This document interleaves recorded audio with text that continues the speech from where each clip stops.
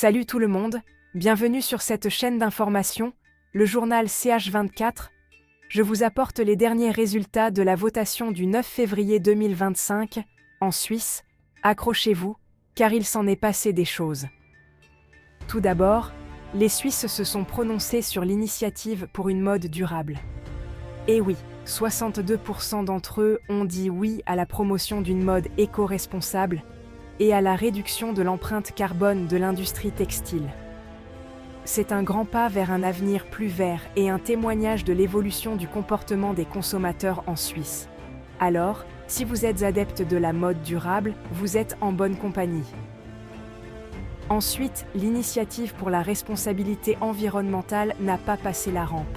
Avec 55% de votes contre, la proposition visant à responsabiliser davantage les entreprises pour leur impact environnemental a été rejetée.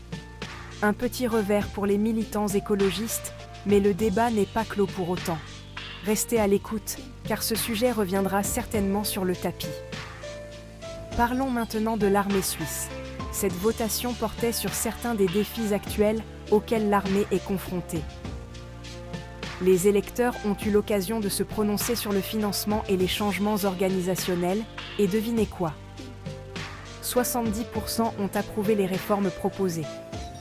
Cela signifie plus de ressources et un meilleur soutien pour l'armée suisse, ce qui est une excellente nouvelle pour la sécurité nationale. Et pour une touche plus légère, n'oublions pas l'initiative sur les voyages en famille. Une proposition visant à rendre les voyages plus abordables et accessibles pour les familles suisses était également soumise au vote. Avec 68% de oui, il semblerait que nous verrons plus de familles suisses explorer le monde ensemble. Préparez-vous à voir de superbes voyages en famille et des vacances mémorables. Mais attendez, ce n'est pas tout. Les résultats des votations ont suscité de nombreux débats, notamment sur le financement de l'aide au développement. Beaucoup se sont demandé si des pays comme la Suisse devaient réduire leur budget d'aide internationale. C'est un sujet brûlant avec des opinions tranchées des deux côtés, alors attendez-vous à d'autres discussions dans les semaines à venir. Et en parlant de débat, la question de la désinformation et de son impact sur la démocratie directe a également été un sujet important.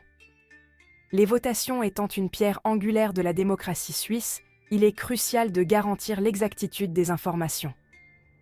Les résultats ont mis en évidence la nécessité de meilleures mesures pour lutter contre la désinformation et protéger l'intégrité du processus démocratique.